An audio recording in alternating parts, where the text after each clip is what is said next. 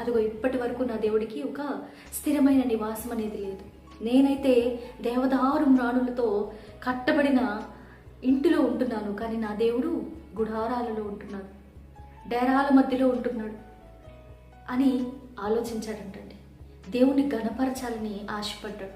తనని తాను తగ్గించుకొని నాట్యము వేస్తూ వీధులలో మందసాన్ని తీసుకొని వచ్చాడండి. తన భార్య అయిన మీకాలు మనస్సులో తనని హీనపరిచిందంట. దాన్ని కూడా లెక్క చేయలేదు.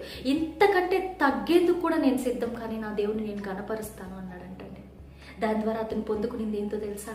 దేవుని దగ్గర వాగ్దానాన్ని పొందుకున్నాడు. తన యొక్క సంతానముని విషయంలో ఈ దేవుడు చెప్పాడు, నీ యొక్క సంతానము నిత్యము నేను నా నిబంధనని నీ సంతానంతో స్థిరపరుస్తాను. నీ యొక్క సంతానములో సింహాసనం మీద కూర్చుండకుండా ఉండేవాడు ఒకడు కూడా ఉండడు.